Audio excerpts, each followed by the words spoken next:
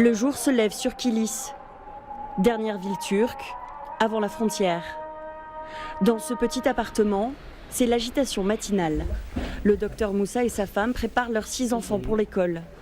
Il y a 1 an et demi, ce médecin a fui la Syrie avec sa famille. Pourtant, la guerre reste son quotidien. Tous les jours, il retourne à l'intérieur, comme disent les gens ici, pour parler des zones de combat en Syrie. Ma femme a peur pour moi. Mais honnêtement, je considère mon travail comme un devoir et pas comme un sacrifice. Car beaucoup de gens à l'intérieur se sont sacrifiés, plus que nous. Ce médecin coordonne des hôpitaux mobiles dans plusieurs grands camps de déplacés à 1 heure de route d'Alep. Ville assiégée et massivement bombardée par les armées syriennes et russes. Fais-moi un bisou. 3 de ses confrères y ont déjà été tués.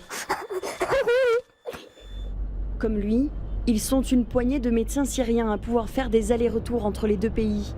Des laissez-passer précieux, délivrés au compte-gouttes par les autorités turques.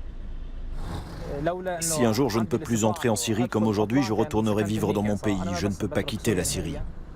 Il ne faut que quelques minutes de voiture pour rejoindre le poste de Bab el-Salam. Interdiction pour lui de passer avec sa voiture, alors c'est à pied que le docteur rentre dans son pays. C'est avec son téléphone portable qu'il témoigne de son quotidien. Yezibar, un des nombreux camps qui longent la frontière.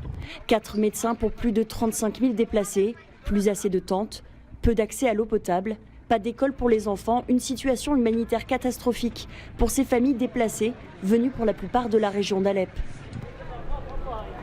8 heures plus tard, c'est un homme exténué qui est de retour. Alors qu'au loin la Syrie s'éloigne, il préfère garder le silence.